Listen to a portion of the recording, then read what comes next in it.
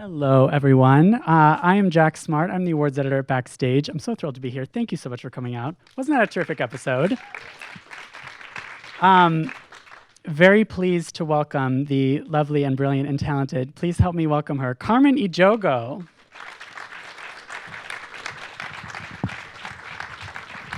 Hello.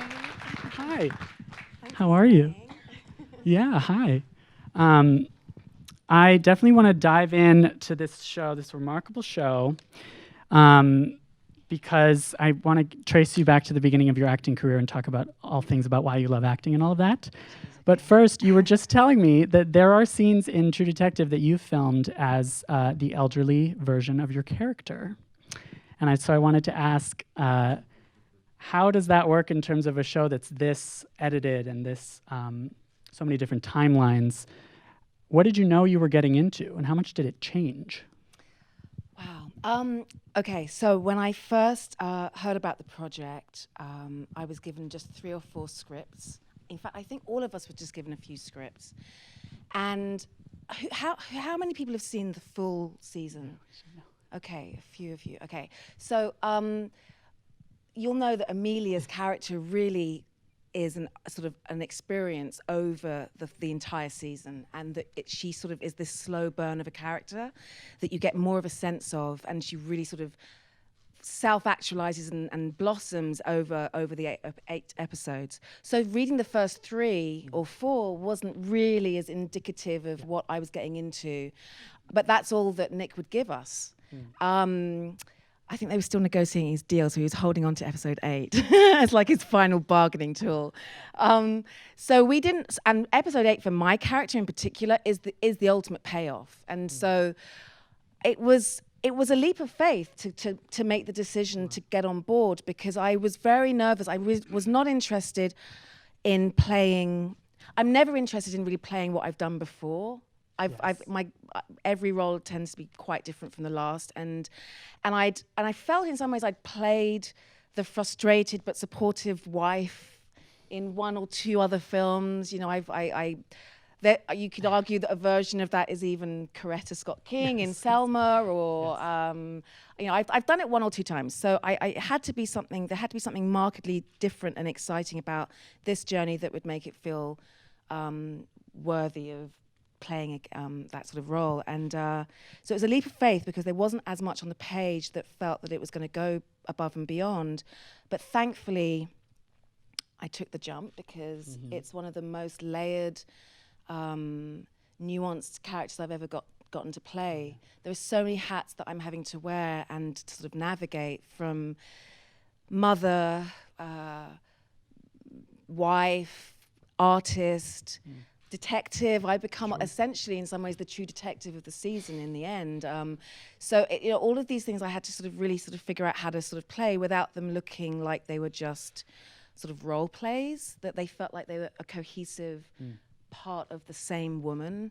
And then just the opportunity to play a woman who goes from, let's say, her sort of early 30s to her 50s. Sure.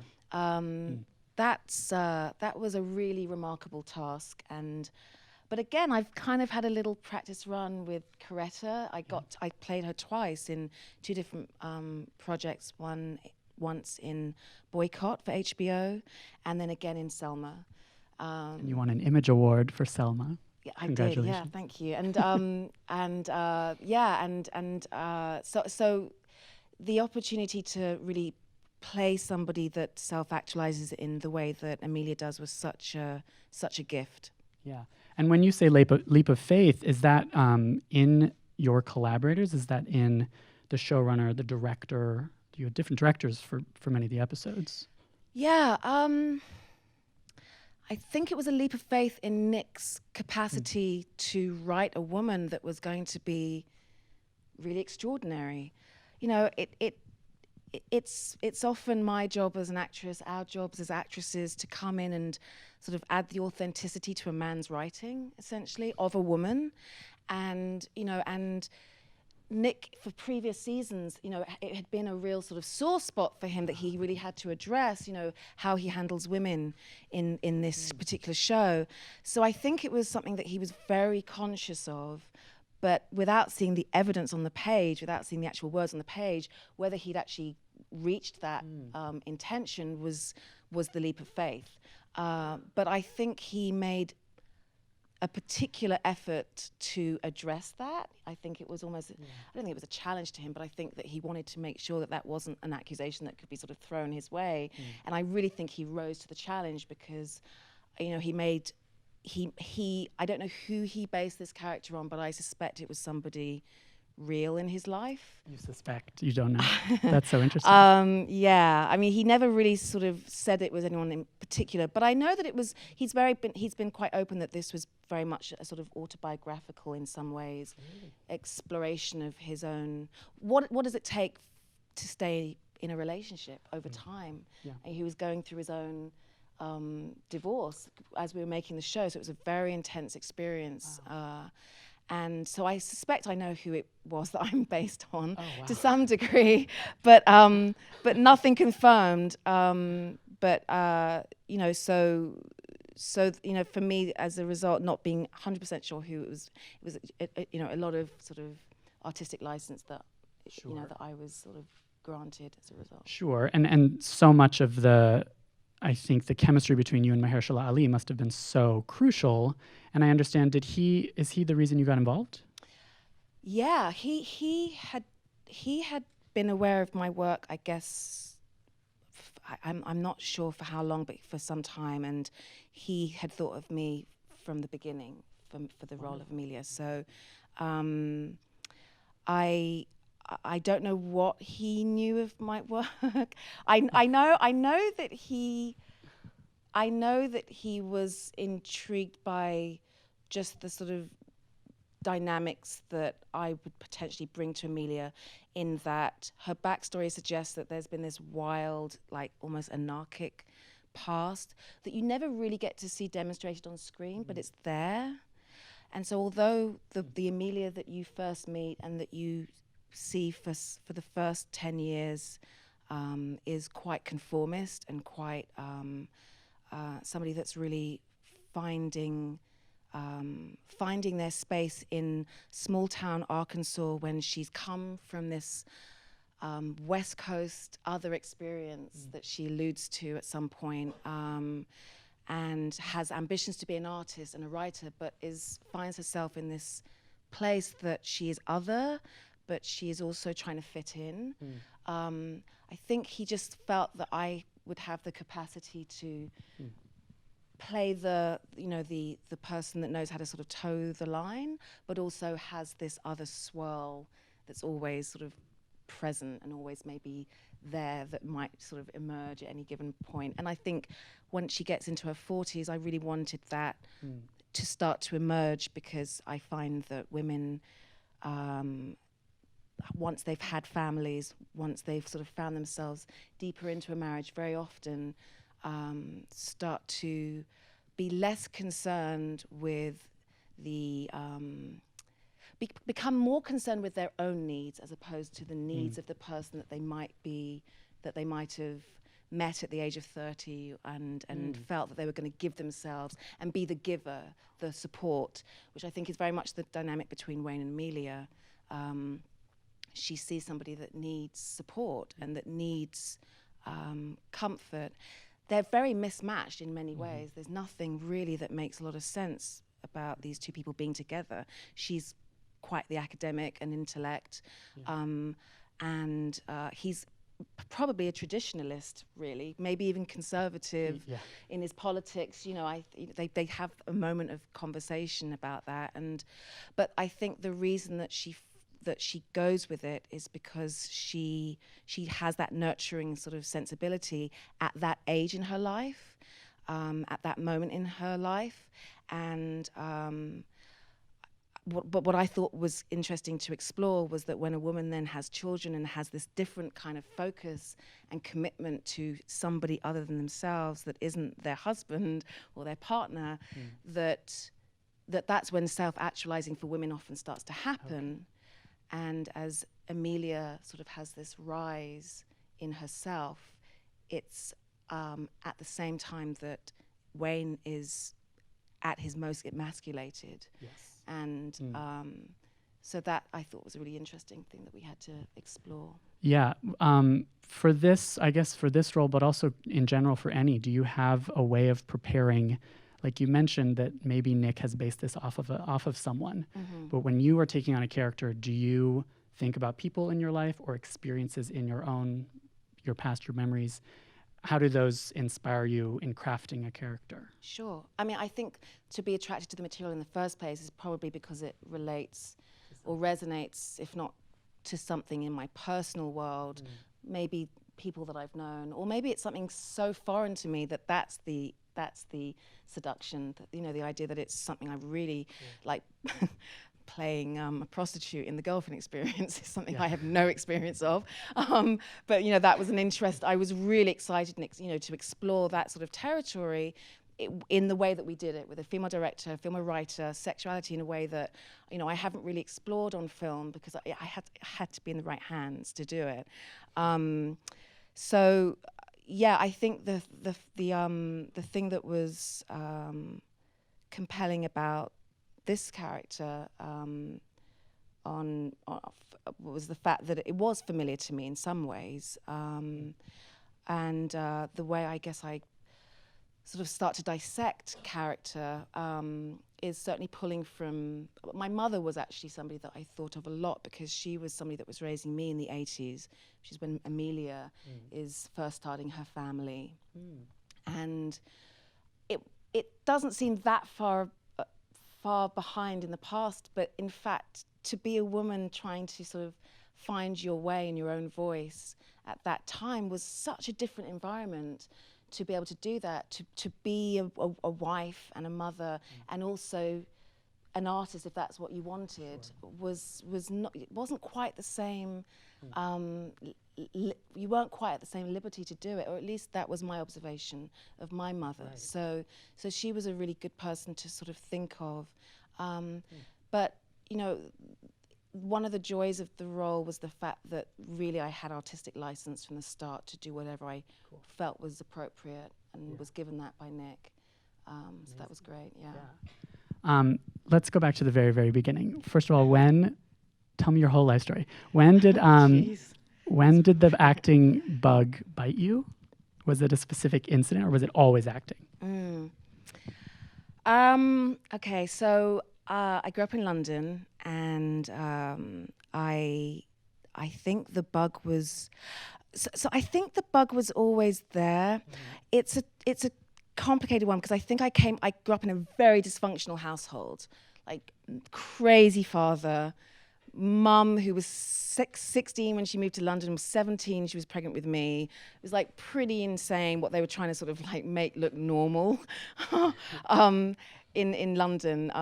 And I think that just sort of learning how to cope in that sort of environment brings its own sort of need to be able to perform a little bit. And I've come across many an actor that has a similar sort of story. So that's certainly the beginnings of my journey.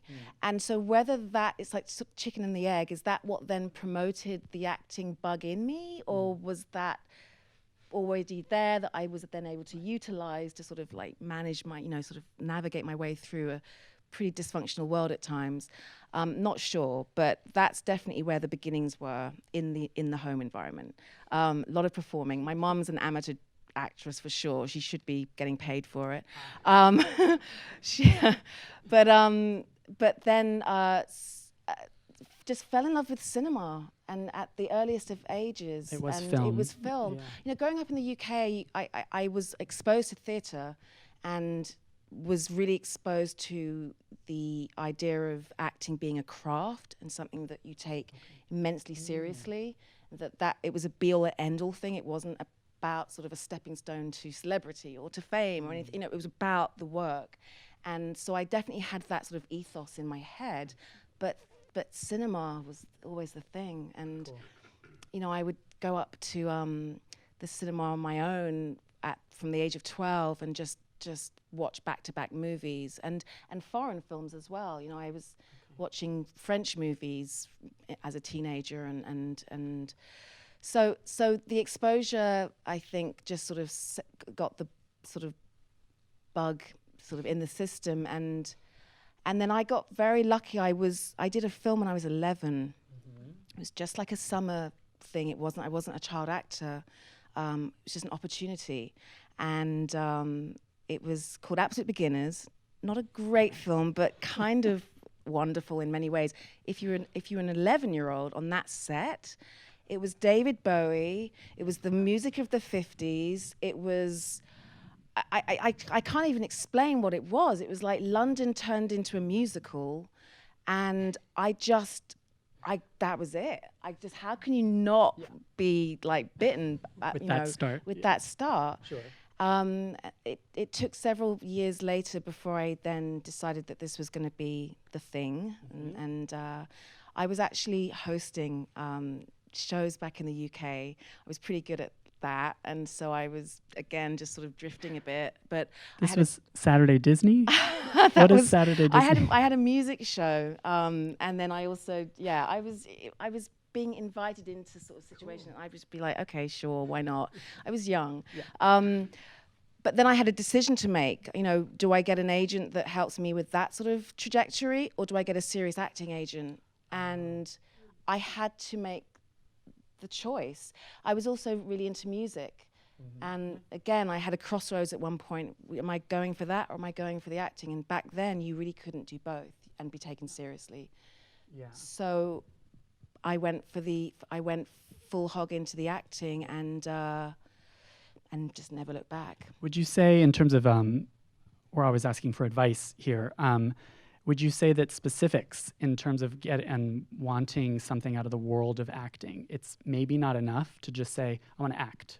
And it's maybe more helpful to say, I would like to be a serious actor studying Shakespeare. I would like to be a goofy TV host, like to have a little bit more of a delineation. Well, I think we all seem of a certain age. I mean, none of us seem like 15-year-olds at this point. So, I mean, you know, I think when you're that young, then I think, you know, it's, I think you can give yourself the space to sort of make mistakes and figure out what it really is that you're wanting. And I'm really glad that I got that start, because I feel like I can do this stuff a bit more confidently than I might have done had I never, you know, played around with that. So, you know, it all sort of takes its own journey, but I think at some point you have to decide what you love and what you're interested in, and even being specific about genre at times. You know, I grew up with a lot of, you know, I grew up watching a lot of Cronenberg, a lot of David Lynch, a lot of you know, quite existential sort of filmmakers and sort of horror, verging on horror. That certainly informs this. Well, it does, because I realized that the taste and the sort of like the stuff I was into at that early age is actually the stuff that I've pursued in my career. So to know that about myself, that's part of what was exciting for me. I also had a bit of an agenda, to be honest, because I also never saw myself in those kind of movies. And so I've always wanted to infiltrate that stuff. Yeah. And so to be able to sort of, you know, to be in film, you know, to work with Ridley Scott, to have worked with Neil Jordan, to have worked with some great, you know, directors that, Sam Mendes, you know, these are people that have really not necessarily thought of somebody of color in their universe, in their world. But I've been excited as a genuine fan of that kind of film language to go into a room and audition and to read for a part with real passion and commitment, and change their ideas as to what their landscape, what their world might look like. Yeah. So I guess that's a good thing to know. Sure, like you saw that as a challenge, or a goal of yours to infiltrate. Well, I did, because you know, sometimes you've got to be the person that teaches someone that they're missing out. You know, if they don't sort of open their eyes a little wider as to what, you know, I think it's it's easy for a filmmaker to sort of stay in their lane and then in their zone and not presume that that they or I might have anything in terms of filmic taste in common. So it's exciting to actually say, no, I totally understand what you're doing, and you're totally going to understand what I'm doing when I get to do it for you. And let's do this. And Totally. it's been exciting to be able to have that kind of conversation. And that, I mean, that journey, as with any acting journey, it does come with a lot of rejection and maybe even devastation sometimes. I mean, sometimes working actors know you get really attached to certain jobs that maybe go to someone who isn't thinking in those terms. Yeah. I mean, look, I've always gone into rooms.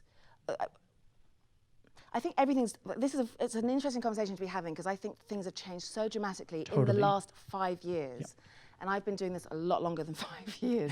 So I've seen a lot of change. Yeah. So when I think about how it was when I began, I knew it was an uphill battle to even come to America and work here at all. I think I came at the same time that it was me, Tandy Newton, Sophie Okonedo, and Marie Jean-Baptiste, I think.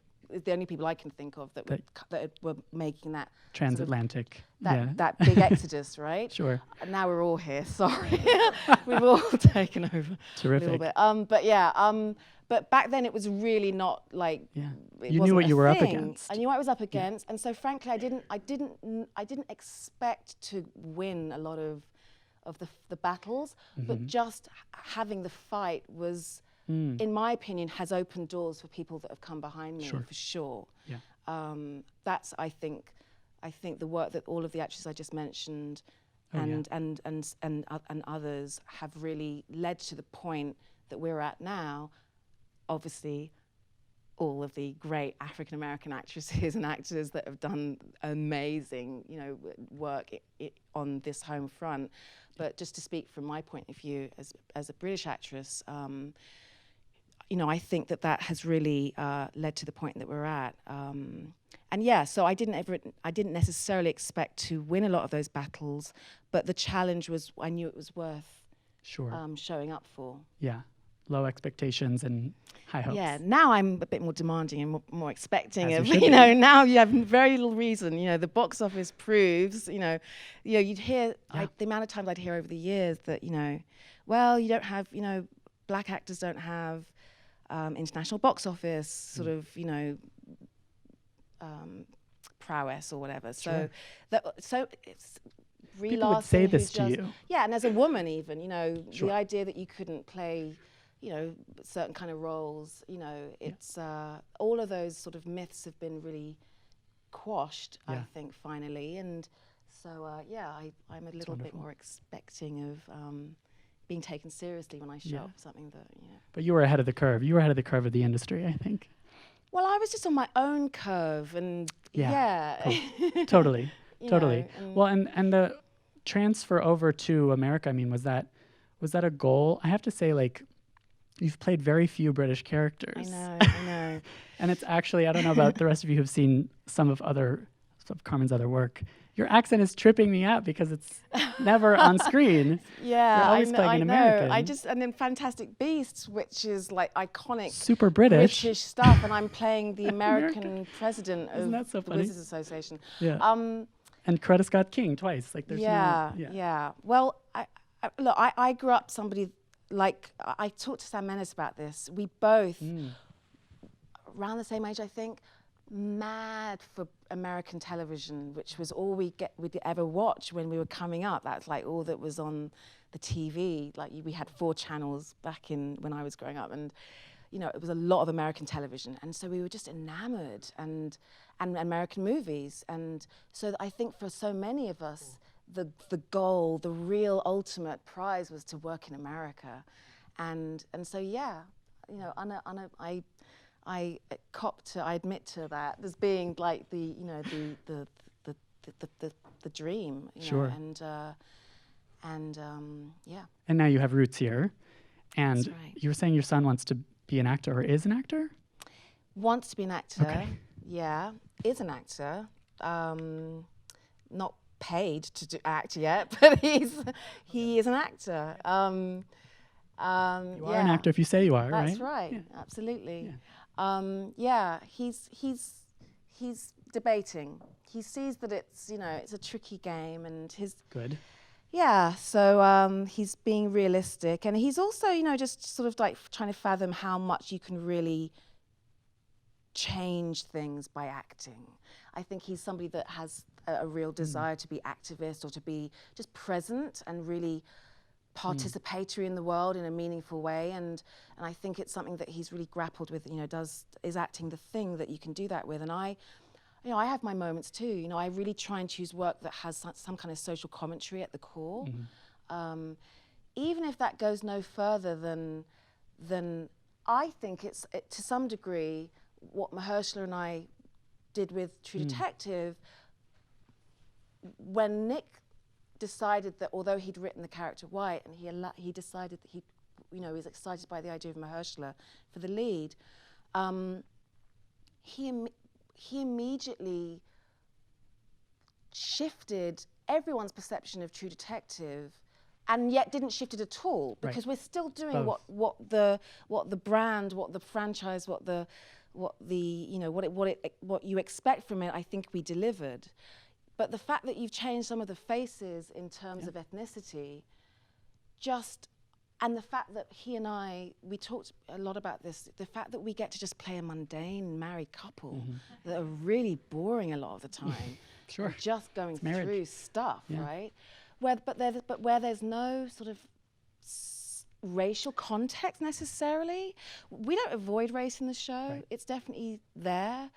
But the idea that we could play a couple where we get to just be a couple, it's kind of radical. Yeah. Like seen over decades too. Yeah. I've been trying to think, is it as radical as I'm saying it is? And it actually really is, to play a black couple in this sort of show, in this sort of way, is really unusual to see. And it's that excites me. Totally. And that, for me, is social commentary. That's contributory in some way. Yeah. So I always try and find ways that the work will have that kind of resonance. Right. That's another way this resonated with you. The fact that it's originally white characters and it's changed to black characters, it's both like a simple change and it's it is revolutionary in its way, I think. Yeah. Well, it just,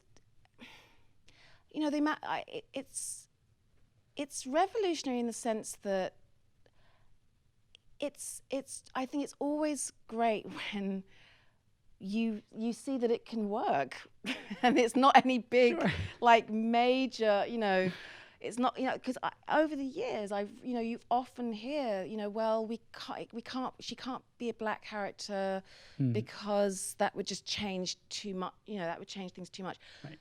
There are some things that might change to make it feel like an authentic landscape, but there's a lot that wouldn't. Yeah.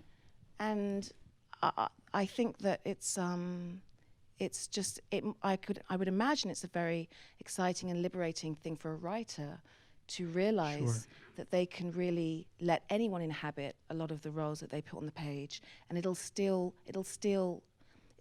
honor their intentions. In a way, Which I think does answer the question of why acting and why does it matter? Is that too big a question? Like, why? I mean, I can give it a go, but I don't know how far I'll get. But I mean, why does art matter at all? Yeah. I mean, I do think that in the end, times like this, I think the artist is everything, and I think actors, when they're really doing their best work, are truly artists, and I think that to be able to spark the imagination is always a gift to a society, and to allow people to escape through watching performance is just, again, something that was immensely important to me growing up and during formative years, and remains something that is a great joy. And I think the artist is, gosh, I don't know how to put it into words, but it's I don't know I don't know what we'd be without artists, and actors are very much part of that landscape for me. It's absolutely about imagination. I think it's very much about empathy. Maybe in these times, it feels like that is. I'm an empath to like and a degree that's like actually quite disabling at times. You know, I'll read things in the news and it'll just devastate me for days, and I won't know what to do with myself. And I'm that person, so it's very, you know, empathy is so key, but it can be very painful. It can be very. So I'm so grateful for acting, because it really is a great way for me to sort of find a way of expression that means that I'm, not. I have some outlet. You have an outlet? Yeah. Would you go crazy otherwise? I'm crazy regardless whether I'm acting or not. I mean, that's just part of that. That is my journey. But I'm not kidding. Sure. A little crazy. But yeah, no, I think if I wasn't working, when I'm not working, I thank goodness I have my family and I have a real life, and I'm very balanced in that sense, thankfully. But I love the work. I really do love the work. Well, thank you so much for joining us. You're doing amazing work in this show. Thank you. Thank you all for joining us.